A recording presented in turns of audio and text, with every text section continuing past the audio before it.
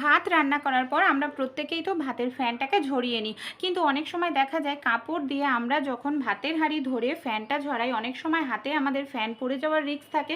এমনকি অনেক সময় এইভাবে ভাতের হাঁড়ি উপর দিলে না আমাদের অনেকটা পরিমাণ ফ্যানের সঙ্গে ভাতও পড়ে যায়, যেটা নষ্ট হয়। তাই আমাদের বাড়িতে যে এই ধরনের জামা কাপড়ের ক্লিপগুলো থাকে, দুটো ক্লিপ এইভাবে ভাতের হাঁড়ির ঢাকনার সঙ্গে ভাতের হাঁড়িটাকে যদি খুব ভালো করে সেট করে নেওয়া যায়, তারপর যদি আমরা এইভাবে ভাতের হাঁড়িটাকে উপর দিই ফ্যান ঝরানোর জন্য, ফ্যান আমাদের হাতেও পড়বে না, এমনকি ফ্যানের মধ্যে একটুখানিও ভাত পড়ে নষ্ট হবে না। ভালো লাগলে অ্যাপ্লাই করে দেখবেন।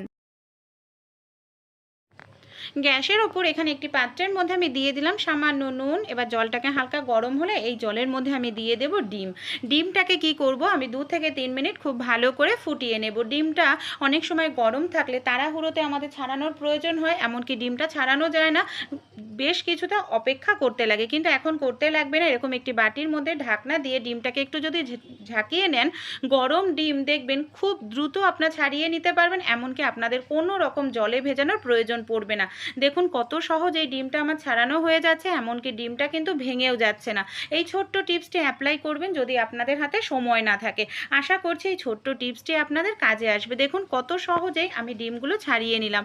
ভালো লেগে থাকলে টিপসটি আপনারাও অ্যাপ্লাই করে দেখতে পারেন।